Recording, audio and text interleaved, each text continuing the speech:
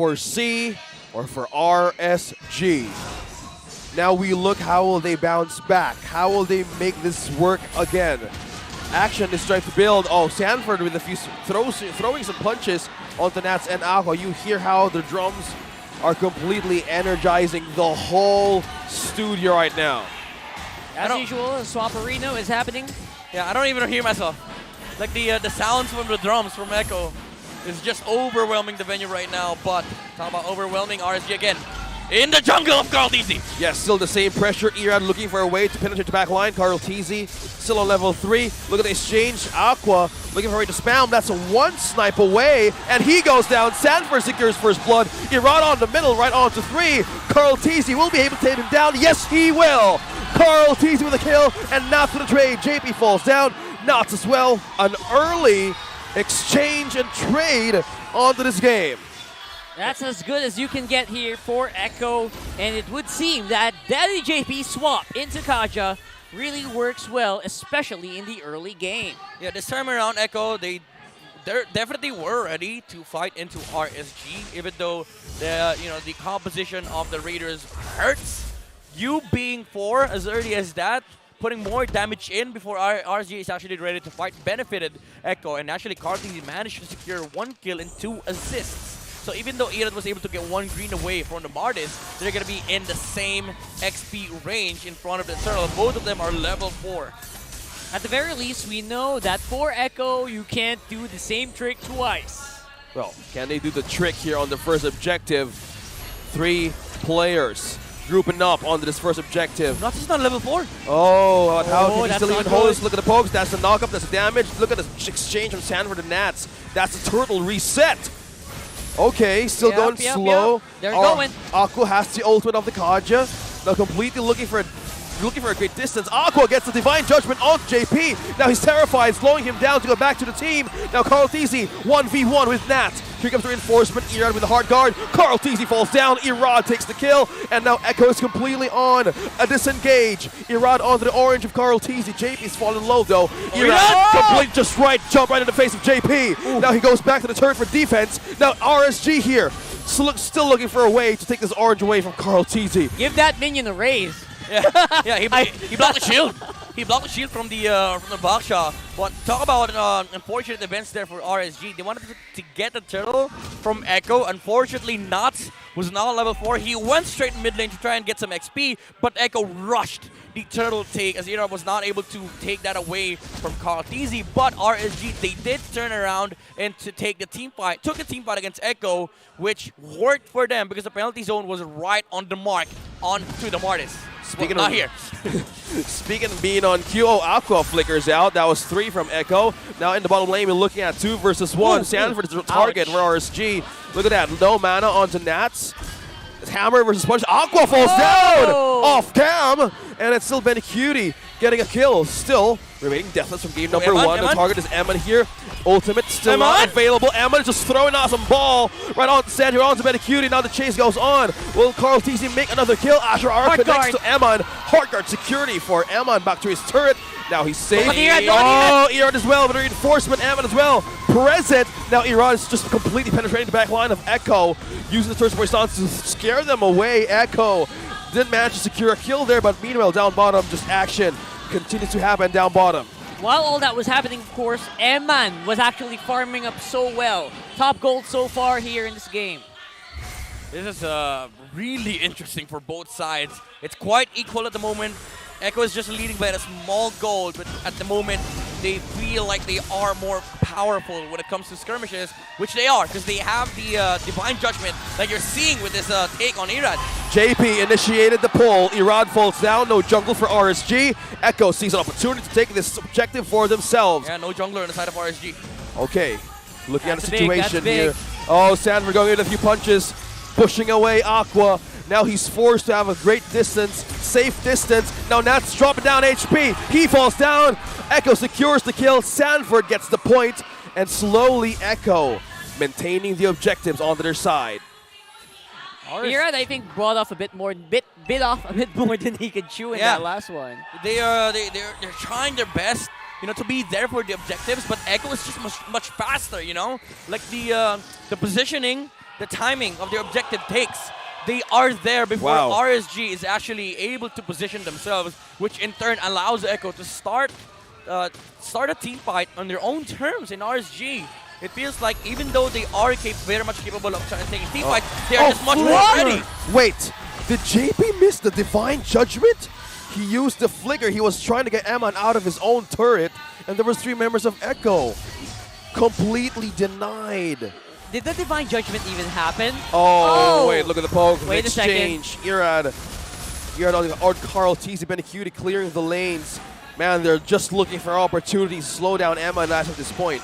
Okay, I have to review that clip again. Yes, I have to. Because I think what happened was Light was the one who was who was pulled when he jumped in with the hard guard. So effectively there were 2 targets, and it looked like he was pulling off the Bruno, but Lai was the one who got pulled. But he was already inside. We the need Bruno. a frame-by-frame analysis. We need a frame-by-frame review on that clip. Yeah, Mid will do it later. I know he's more happy to see it back again on Rewind.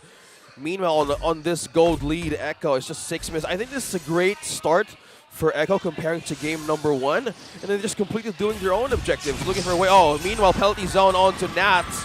Asher R would not correct onto him. Sanford not letting him go. Still safe. Aqua is looking for a way to chase them down. Stunned. Carl TC trying to hold War away of the ground to go up against Irad. But yeah, he maintains the distance. He is safe. All right, we got some ultimates being used up already here for Echo. Not sure if they're going to be ready for this. Sanford. Take, but Sanford is in trouble. Up against 3. Can he Oh, escape no, this? no. No! He's buying time! Buying time for Echo! And completely going away judgment. for this. Who will get the first pull? And Carl TC secures the objective. That's 3 turtles. What a way to buy time. Sanford! Talk about objective control on both sides. The delay on RSG. Oh, that's swap. Penalty zone onto JP. He might go down, but he's still the hit onto Nats. Gets him a secure kill. Carl TC using a way to force something out of Irad. They're just finding avenues to push them around. Pressure. Nats on low mana though. Target is on the bottom lane. They're still looking for a way to defend and hold this lane. Sanford on full stacks. Still, Echo maintaining safe distance. Carl TC is looking for a decimate chain right now, but Nats is very happy to oblige alongside Irad. Wow. The force. Oh, Benecuti might go down. He's still safe. Light secures the kill. Now the action continues to happen. my Sanford goodness, exchange. They take another grateful trade. That was completely Eman. Fall down. Sanford with the right amount of target. My goodness, just the sheer target selection on both sides. Sanford on the back line taking out Eman. Even though they were able to take out the Beatrix, the answer was there from Echo.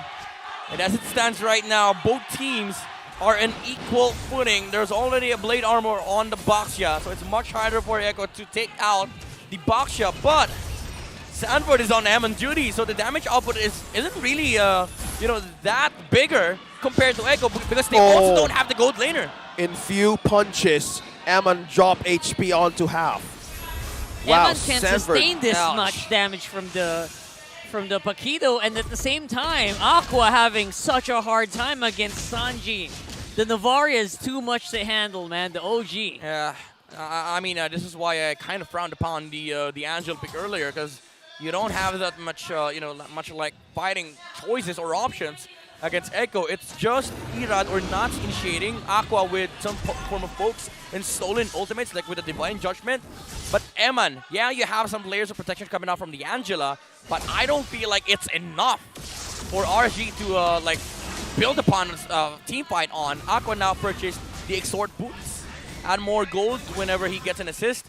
But Echo, at the moment, with their composition, they are always starting team fights on their own terms. Yeah, JP on the conceal finally gets a pull, suppressed Eman. Sanford secures the kill, and now completely pushing RSG away to not even contest his objective, but Irad is still on point. He's willing to contest against Carl TC. Okay, 1v1 showdown on Retribution. Who gets this Lord? Who gets this objective? Hard guard onto Irad. Carl TC still dropping low. Who gets this? Completely Carl TC reigns, and Echo secures the objective. Nats keeps on buying time for his team. He's still living with Spell Map, and against Carl TC, who's gonna fall down? Oh, wow. They both disengage. Benny! Oh! Echo he missed. safe. He missed. Nats back to base. It was a warning shot from the Storm. Echo, they did win out the objective take from RSG as Carl TZ was able to secure the Lord for Echo. The RSG, they are still fighting back. Remember, they didn't have Bruno at that moment, and it took Echo like a lot for them to actually win that team fight. So it's a different story when a Bruno is alive, but Echo, they are making the right calls. Again, they are starting the team fights in their own terms. JP was able to land the Divine Judgment before Light was able to react to save the Bruno. Yeah, that is the surprise factors of the composition. Benny taking down the turret and completely getting RSG out of a surprise. This is the exact reason No why purifies, man. you ban out the Bakito, just so that your marksman can breathe. You can see, you can feel the pressure that Eman is experiencing right now. And there's a lot of things to consider here for Eman. It's not just about the Paquito, it's also about the Kaja. It's hard for him to position here to deal damage. So again, even though as I say that RSG, they pack punch in their lineup, like they have so much damage dealers on their side, positioning is hard to attain. It's hard to get because they don't have a lot of ways of starting team fights. It's just Nats, and it's also just Irad on both the Terizla and the Baksha. You also have to deal with the vision being taken by Sanji with the Astral Recalls and the Astral Echo. Wow. No pun intended on the Echoes. Yep. Yeah, it's still the same word, but still the same thing. Echo is on the lead, completely a different shift from what they went through from game number 1, and they're completely making the map blue as it's just 12 minutes onto the game. Location has been revealed, snipe shots connecting onto Irad, and Sanford, the coverage of the back line, is pushing RSG to a state. How will they even defend their marksman here? Light is answering so many problems right now. Look at Paquito on top side. Sanford making them just work for their meal. This is super annoying to RSG. Like Sanford, the only answer that they have with the Paquito is by sheer team fighting in Sanford. But they have to commit a lot. Like the positioning of Hammond has to be sacrificed. They need to jump on Sanford, probably the penalty zone, just to make sure that they land a form of catch onto the Paquito so he does not get away. But the problem is he has sprint. He will be able to run away, which is why Sanford has been able to do a lot of things in team fights. But the thing is, if they don't deal with the Paquito, Emma's just going to have a hard time. Yes. Yeah, I mean, basically, RSG, they have to team fight with one eye on a different side of the map. That is difficult. And that will enable Echo to keep taking objectives like the Lord like this with absolute ease. It feels so easy for them. We've seen this rotation. Look at Sanford on top of the lane. Just completely distracting RSG. They know Light is there. There's no initiate. Light can just come from in different angles. But this time around, RSG's looking for a way to secure this objective. Conceal. Alert. Who gets the conceal? Who Sanford, gets away? Sanford. Nobody's seen Sanford from the back. From behind! There he goes. Target onto Emon. Initiating the hard guard onto Light. Now to show that the punches connects. Forced out of death out of RSG. Emon falls down. Sanford does take it as well. Aqua would exchange. Carl TZ with the double. Echo's completely mad. Light on this as well. Being trapped in middle. Light. The snipe will not connect. But Echo's right on to you. JP secures the kill. And Echo on the lead. And getting that objective away from RSG. A wipeout. And the ball, question mark? Nice try. That about 5 seconds And for the Light, but it does feel like it is going to be defendable for the meantime. Irad coming out in 3 seconds. Wait, are you sure, Rockhard? Are you sure? Let's see though. Are you sure? Is RSG waiting? No, Echo is not waiting. It's done. And the It's done. ball! And just like that, the winning moment brought to you by our